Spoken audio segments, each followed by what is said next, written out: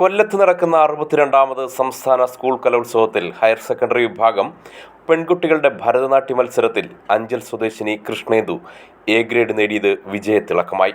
ജില്ലാ കലോത്സവത്തിന് 3rd A grade ലഭിച്ച കൃഷ്ണേന്ദു പിന്നീട് അപ്പീലിലൂടെയാണ് സംസ്ഥാന സ്കൂൾ കലോത്സവത്തിലെ മത്സരത്തിൽ ഇടം നേടിയത്.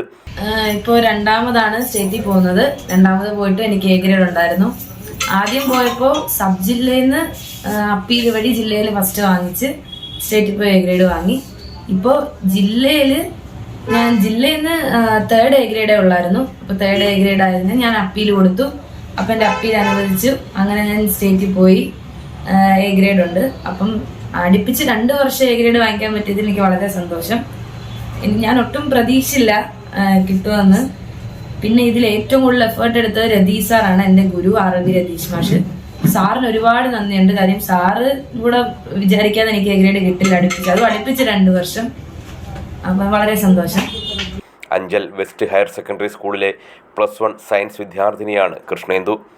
2ാം ക്ലാസ് മുതൽ ഭരതനാട്യവും നാടോടി നൃത്തവും, UP ക്ലാസ് മുതൽ ഭരതനാട്യവും കുച്ചിപ്പുടി, നാടോടി നൃത്തം എന്നീ മത്സരങ്ങളിൽ പങ്കെടുത്ത കൃഷ്ണേന്ദു വലിയ വിജയമാണ് നേടിയത്. RLV രതീഷാണ് കൃഷ്ണേന്ദുവിൻ്റെ ഗുരു.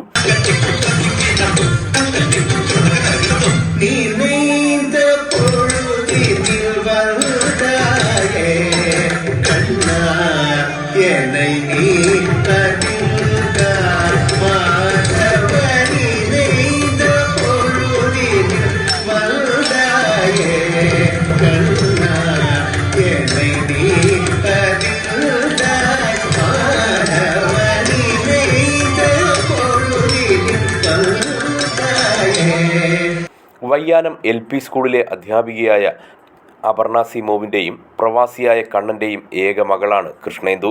കഴിഞ്ഞ വർഷം കോഴിക്കോട് നടന്ന സ്കൂൾ കലോത്സവത്തിലും കുച്ചിപ്പുടി മത്സരത്തിലും എ ഗ്രേഡ് നേടിയിരുന്നു. അഞ്ചൽ കാരുണ്യ കൂട്ടായ്മ ഭാരവാഹികൾ കൃഷ്ണേന്ദുവിനെ അഭിനന്ദിച്ചു.